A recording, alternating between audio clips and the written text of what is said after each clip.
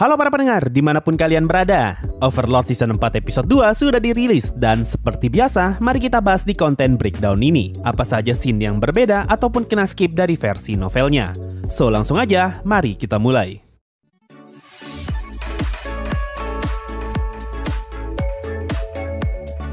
Episode ini dibuka dengan scene Ainz yang lagi baring di dalam kamarnya sambil baca buku. Di sini juga Viv terlihat masih bertugas sebagai pelayannya Ainz yang menjadi pertanda kalau jarak antara akhir episode 1 dan awal episode 2 masih belum sehari. Makanya Viv masih belum bertukar peran dengan mate yang lain. Nah, apa yang kita lihat di anime saat ini bisa dibilang adalah scene original, karena kalau di novel harusnya kita langsung masuk ke bagiannya Renner dan tidak lagi diperlihatkan Ainz. Lalu, kalimat yang Ainz sebutkan di sini yaitu mengenai Ulbert dan Sorcerer Kingdom. Kalau di novel, Ainz sebutkan ketika dia menjelaskan proyek Utopia kepada Viv. Ainz kemudian bangun dari kasurnya lalu membuka gorden, dan tanpa Ainz sadari, hal ini malah ngebuat Viv panik. Berhubung scene ini nggak ada penjelasannya di novel, jadi gue bakal coba berasumsi. Sepertinya Viv merasa gagal sebagai pelayan karena dia baru saja membiarkan Ainz membuka gorden sendiri. Padahal sebagai seorang maid, harusnya dia dapat memahami kebutuhan tuannya tanpa perlu disebutkan. Ditambah Ainz yang tiba-tiba saja menghela nafas malah ngebuat Viv mengira kalau Ainz kecewa dengan kinerjanya Viv. Makanya pada saat itu mukanya Viv makin panik dan akhirnya dia memohon ampun atas kelalaian itu. Lanjut ke scene berikutnya, kita diperlihatkan Tina yang berjaga di depan gedung dan Renner yang baru saja selesai membacakan dongeng untuk anak-anak panti. Renner pun balik ke istana bersama dengan Tina dan juga Evil Eye. Kalau di novel, kita diberitahu alasan kenapa di sini bisa ada Evil Eye dan juga Tina. Claim ngomong kalau mustahil bagi dia untuk bisa menyewa jasa petualang Adamantite. Dan secara kebetulan pada saat itu, Evil Eye dan juga Tina berada di area yang sama. Makanya mereka sekalian pergi menemui Renner dan secara sukarela menjadi pengawal sementaranya. Mereka pun ngobrol dan Renner menjelaskan alasan kenapa dia mendirikan panti asuhan. Lalu muncul scene flashback ketika Claim dipungut oleh Renner. Nah, di novel dijelaskan alasan kenapa scene flashback ini muncul karena Claim mengira kalau Renner mendirikan panti asuhan demi menyelamatkan anak-anak yang terbengkalai sama seperti ketika Renner menyelamatkan Claim. Kalau di novel kita diberitahu meskipun Renner adalah tuan putri, tapi karena dia adalah anak ketiga, jadinya tidak ada bangsawan yang tertarik untuk mendukung Renner. Sehingga Renner bisa dibilang sebagai keluarga kerajaan yang paling tidak diperhatikan sekaligus yang paling miskin. Dari sini kita pun tahu kenapa Renner sangat terobsesi untuk bisa mendapatkan kehidupan yang aman. Renner pun bertanya mengenai talentnya Evil Eye, tapi Evil Eye menolak untuk memberikan jawaban. Nah, di bagian ini, Evil Eye ngomong kalau ada sihir tier 3 yang bisa digunakan untuk mengidentifikasi apakah seseorang mempunyai talent atau tidak. Dan untuk tahu lebih jauh mengenai talent seseorang, diperlukan sihir dengan tier yang lebih tinggi. Setelah ngomongin soal talent, mereka pun lanjut ngomongin soal pedangnya Lacus yang katanya bisa menghancurkan satu kota, bahkan satu negara jika saja pedang itu lepas kendali. Selebihnya di bagian ini, apa yang kita lihat di anime bisa dibilang cukup akurat dengan versi novel. Scene pun berpindah dan sekarang kita diperlihatkan Zanak yang sedang mendengar laporan mengenai kabar terbaru kakaknya yang sampai saat ini masih hilang. Buat yang lupa, di akhir season 3 Overlord, kakaknya Zanak yaitu Pangeran Babro diceritakan hilang setelah dia mendapatkan misi untuk pergi ke desa Karne. Nah, buat kita yang nonton anime dan baca novel, sudah tahu kalau Pangeran Babro mati. Tapi buat Zanak dan anggota keluarga yang lain, mereka masih belum percaya kalau Pangeran Babro beneran mati. Dan ada kemungkinan kalau dia diculik ataupun disembunyikan oleh Sorcerer Kingdom. Makanya di anime Zanak ngomong, bahkan sampai akhir pun tetap saja menyusahkan. Lalu di dalam novel, Zanak sempat curiga kalau Renner bisa saja melakukan kudeta untuk mengambil alih posisi kerajaan. Karena pada saat ini, Renner adalah orang yang mempunyai kekuatan tempur terkuat karena dia berteman dengan Lacus dan juga memiliki Brain serta Claim sebagai penjaganya. Oleh karena itu, Zanak secara diam-diam mulai membentuk hubungan dengan beberapa petualang Orichalcum serta Mithril yang ada di Restize Kingdom. Di sini juga kita diberitahu kalau semenjak kematian Gazev, King Ramposa III benar-benar stres dan dia menjadi bagian dari tim kena mental. Zanak pun keluar dari ruangan dan dia bertemu dengan Renner, lalu mereka berdua ngobrol sambil jalan. Nah, kalau kalian notice, di sini Zanak menggerakkan kepalanya yang merupakan kode kalau dia tidak ingin orang di belakangnya mendengar obrolan mereka. Makanya Claim dan juga si pelayan langsung berhenti berjalan. Renner kemudian ngasih tahu Zanak mengenai kedatangan utusan Sorcerer Kingdom dan menyarankan Zanak untuk menyiapkan hadiah demi menyambut kedatangan utusan tersebut. Nah, ketika mendengar perkataan Renner, di sini Zanak kaget karena di novel dijelaskan kalau Zanak terlalu sibuk mengurus kondisi kerajaan saat ini, sampai-sampai dia lupa kalau ada kemungkinan Sorcerer Kingdom akan mengirim utusan mereka. Lalu, salah satu tentara datang dan melapor ke Zanak kalau utusan Sorcerer Kingdom sedang dalam perjalanan untuk mengunjungi Restize Kingdom. Mendengar hal itu, Zanak seketika kaget dan melihat ke arahnya Renner karena dia tidak menyangka kalau Renner bisa secepat itu menebak kedatangan utusan Sorcerer Kingdom. Scene pun berpindah dan sekarang kita diperlihatkan Brain yang lagi berlatih di tempatnya Vestur, yaitu gurunya Gazev. Teknik yang Brain gunakan di sini adalah teknik 6 tebasan, yaitu serangan andalannya Gazev yang sempat dia pakai di season 1 ketika melawan Sunlight Scripture. Di akhir season 3, Brain sempat menggunakan teknik yang sama, tapi dia hanya mampu mengeluarkan 4 tebasan saja. Tapi kalau kita lihat di scene ini, sepertinya Brain sudah bertambah kuat dan sekarang dia berhasil mengeluarkan 6 tebasan. Nah, scene Brain di episode ini adalah scene original yang tidak ada di novel. Tapi apa yang Brain katakan di sini sepertinya adalah perpaduan dari volume 10 dan volume 14. Karena di volume 14, Brain sempat ngobrol dengan salah satu muridnya Vestur yang isi percakapannya kurang lebih mirip seperti yang kita lihat di anime. Nah, di volume itu, Brain ngobrol sama murid perempuannya Vestur yang kalau kita lihat dari gambar ini, sepertinya orang ini adalah perempuan yang ngobrol bareng Brain. Brain kemudian ngobrol bareng Vestur dan di sini kita diberitahu kalau Brain berniat mengumpulkan anak-anak berbakat yang akan dia latih sebagai penerusnya Gazev. Scene sekarang berpindah dan kita diperlihatkan utusan Sorcerer Kingdom yang baru saja tiba di kerajaan. Di novel kita diberitahu kalau butuh waktu 7 hari sebelum akhirnya utusan Sorcerer Kingdom dapat tiba ke Restize Kingdom.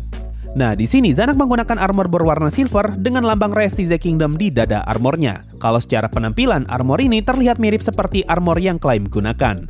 Lalu kalau kita perhatikan, cuaca di atas langit Restize Kingdom terlihat cerah, padahal cuaca di sekitarnya tampak gelap. Kemungkinan ini adalah efek dari sihir Control Weather, yaitu sihir tier 6 yang dapat memanipulasi cuaca. Makanya di sini Zanak ngomong, jadi ini juga sihir ya?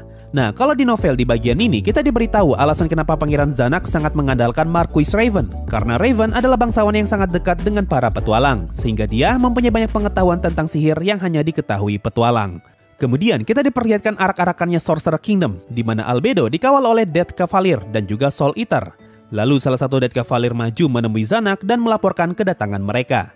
Nah, di novel dijelaskan kalau Death Cavalier mengendarai unicorn bermata merah dengan tubuh berwarna hitam. Ini yang jadi alasan kenapa di konten breakdown trailer 1, gua ngomong kalau kuda yang Death Cavalier naiki adalah unicorn dan bukan bicorn.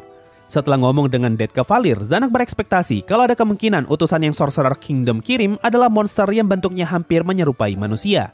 Dan Zanak takut kalau bisa saja dia menampilkan ekspresi yang tidak sopan ketika melihat monster itu. Makanya Zanak ngomong ke pasukannya untuk jangan sedikit pun menunjukkan tanda-tanda ketidaksopanan.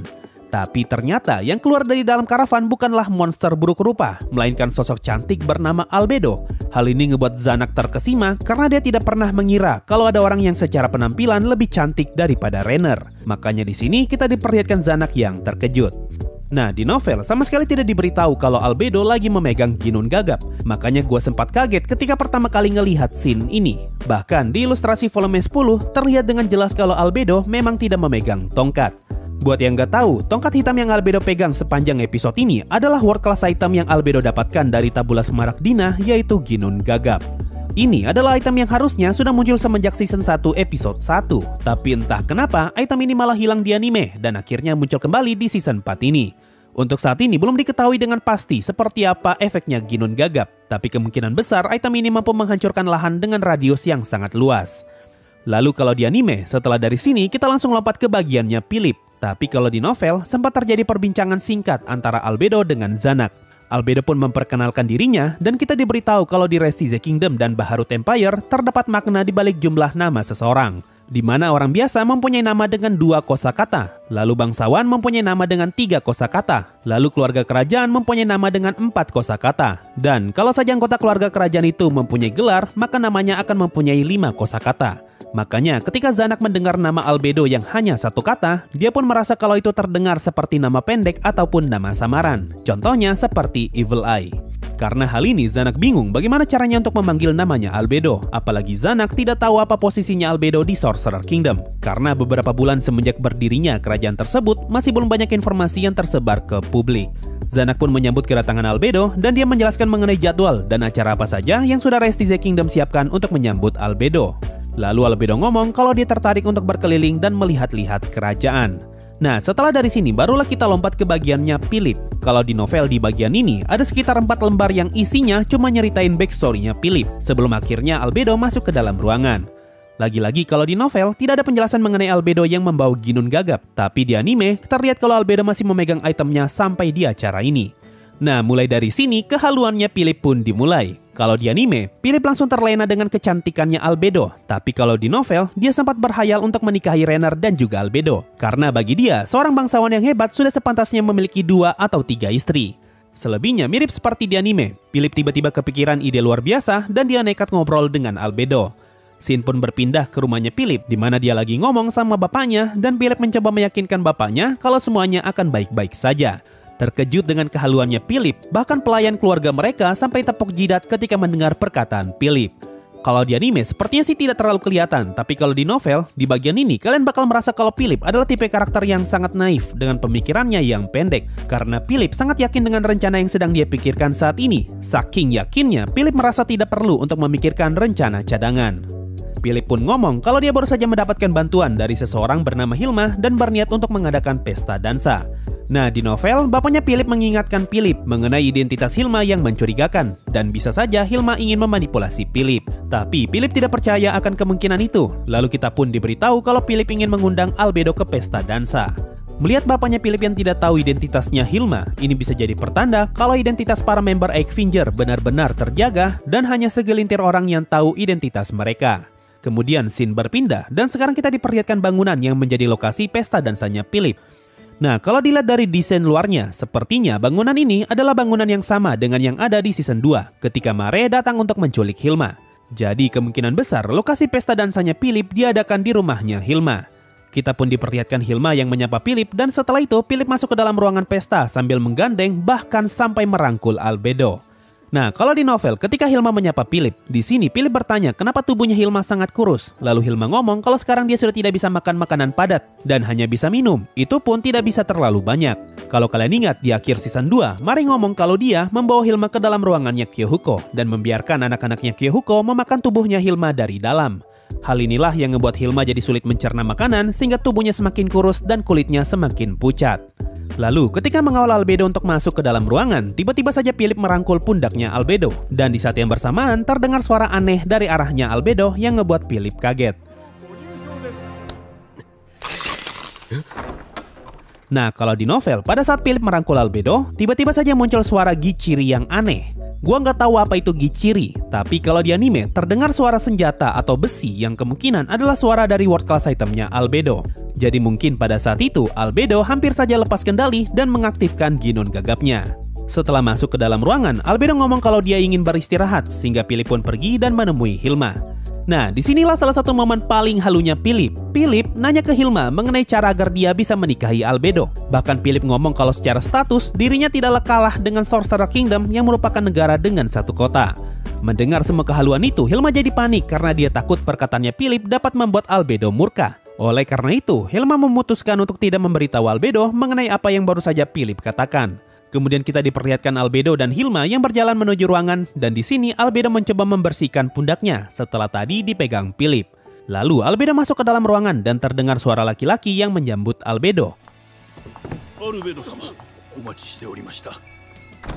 Nah, semua orang yang ada di dalam ruangan itu adalah 6 orang member Eiksvinger yang juga sama-sama kurus seperti Hilma setelah mereka dibaptis di ruangannya Kyohuko. Di sini Albedo ngomong banyak hal, mulai dari perintah untuk mengirimkan barang dagangan ke Sorcerer Kingdom, misi pencarian item sihir, dan perekrutan member baru untuk Eiksvinger karena saat ini masih ada satu posisi yang kosong setelah sebelumnya Kokodol ditangkap oleh Rest the Kingdom.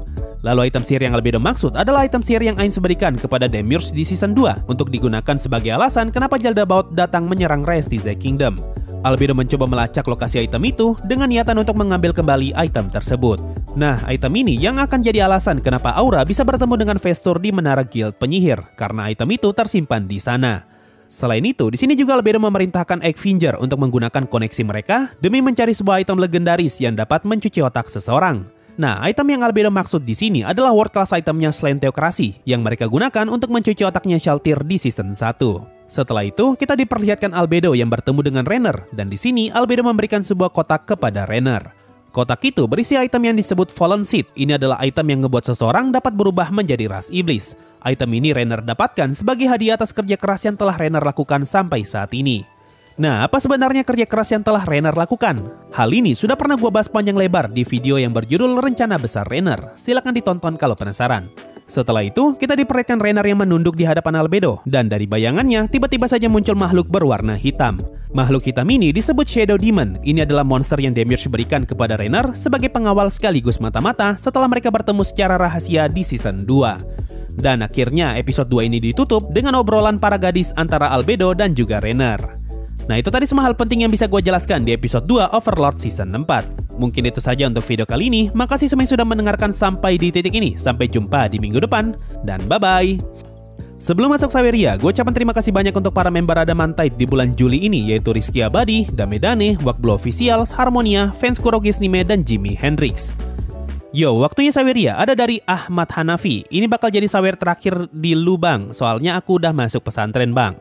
Semoga pesantrenmu berkah bro, Ahmad Hanafi. Terima kasih atas sawerannya. Nah, itu tadi dari Saweria. Terima kasih semua yang sudah donasi dan gabung jadi membership. Thanks a lot and bye-bye.